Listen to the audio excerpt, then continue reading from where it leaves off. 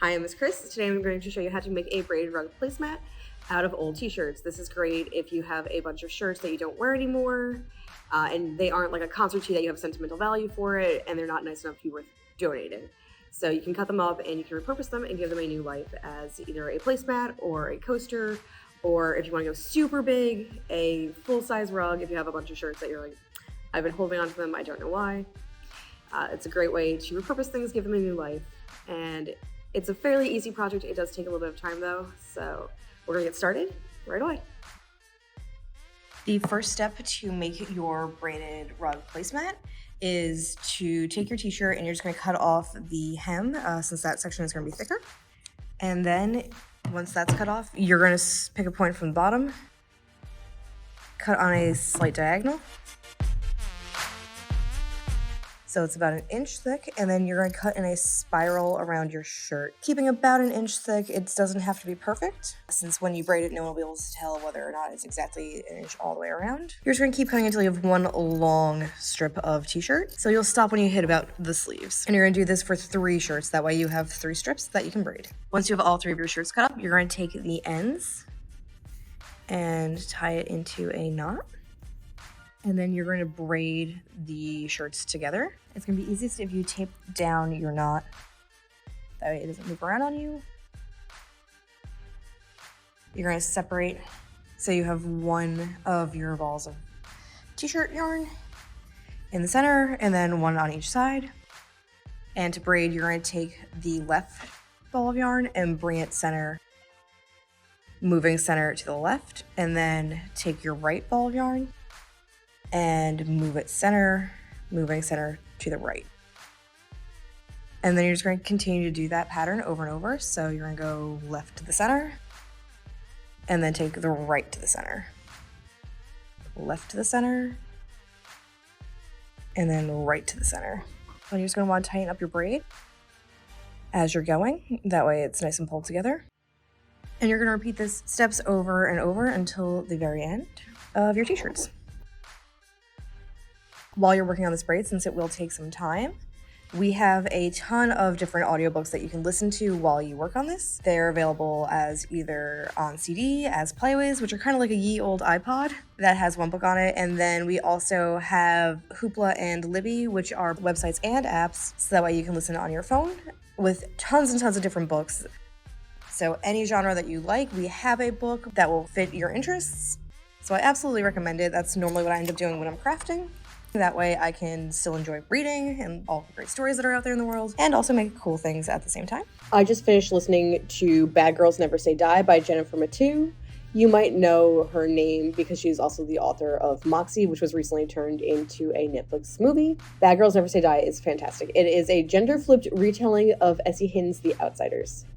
So it is set in the 60s. It's in Texas where Jennifer Mathieu grew up, so she's familiar with the area. And it follows Evie, our protagonist, who would have been one of the greasers if it was The Outsiders. And she is hanging out with her friends at the movies and rescues Diane from being attacked. And then the two of them and all of Evie's friends have to deal with the fallout and the consequences of these actions. It is really fantastic. It is a really quick listen and read. Much like everything else written by Jennifer Mathieu, it has really strong feminist qualities. It brings in the parts of like The Outsiders that, and like her books as well, where it's like the friendships and the connections that you really care about and make you care about the characters and their personalities. Also, it has like little hidden Easter eggs and references to The Outsiders throughout, but it's not like aggressively like, this is an Outsiders reference. It stands alone on its own as well. But it's just kind of cool when you're like, huh, this background character has the same name as someone from The Outsiders. Definitely check it out if you liked The Outsiders when you read it in middle school, if you like historical fiction, if you like books where it's got a strong female protagonist, or if you really liked Moxie and you're like, I should check out other things by Jennifer Mathieu. If you want to get other book recommendations, this is either not the book for you, if you're like, this is interesting, but what else is out there? You can also check out the Ocean County Libraries podcast. We have the Waves of YA podcast episodes all focus on different genres and themes of YA, where you get to hear different librarians and occasionally authors and guest speakers come in and discuss genres, books, what makes them appealing, and also provide book recommendations for as well at the end. Once you get to the end, you're going to hold all the layers together and you're going to take an embroidery needle, well, a darning needle, embroidery needle, tapestry needle, basically any needle that has a dull edge, and some embroidery floss, and you're going to tie a knot in the end, and then just tie around here to keep your braid from coming out. I'm just doing an overhand knot. Now you're ready to start coiling it and sewing it together to make your placemat, or your coaster, or your trivet. Honestly, however big you want to go, it's up to you. The bigger it is, you can actually go to a full-size rug if you wanted. It does take more material. But since we're tied off here, we're going to turn, and rather than sewing through the fabric, we're just going to catch in under one part of the braid and pull it tight.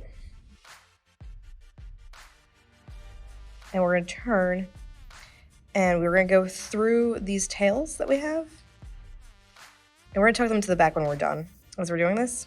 But this way we don't have to keep sewing through things. And we're going to go through the next part of the braid, and we're going to turn. We're going to catch the tails again through it, and we're keeping them to the back so you won't see them in the finished product. And then back behind this one and around, catch right here, catch the next part. So we've created our base round, and now it's going to be so much faster and easier because you're going to catch one part of the braid on what's not attached, and then this is your base, and you're going to catch in under here.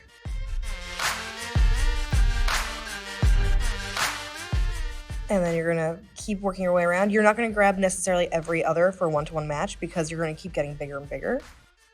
So I'm going to skip this pink one and go under the white one for the outside edge, but go directly into the next one on the inside. That way you don't have to worry about it crumpling and getting weird, and it'll lie flat this way. And then you just keep doing this around and around until you're finished. And if you pull it tight, you'll see that the string disappears and you do not see it. If you don't like listening to audiobooks while you're working on craft projects, either because you start tuning out what's happening in the audiobook, or because you stop doing what you're working on and only focus on the audiobook, the 𝐒𝐻𝐻𝐿 Library also has the Freegal app as well. It is a totally free, commercial-free music app. You can check out a bunch of different artists. There's current ones, there's older ones, so it's a good mix of things. And the 𝐒𝐻𝐻𝐿 Library already has a bunch of pre-made playlists for different themes, based on different events at the library that we've been hosting. And also you can create your own playlists, so you can have whatever music you want. So definitely check that out as well. As you come to the end, you're just going to go through the last few, and you can either untie this knot and sew it together through the several layers like you did to start, or you can just leave it as is. Pull this tight, flip it over to the back. I'm going to catch through the knot to anchor it in place, and then through the side. And then we're just going to tie a knot in the embroidery floss.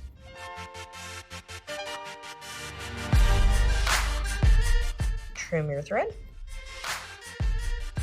And here you have your finished placemat.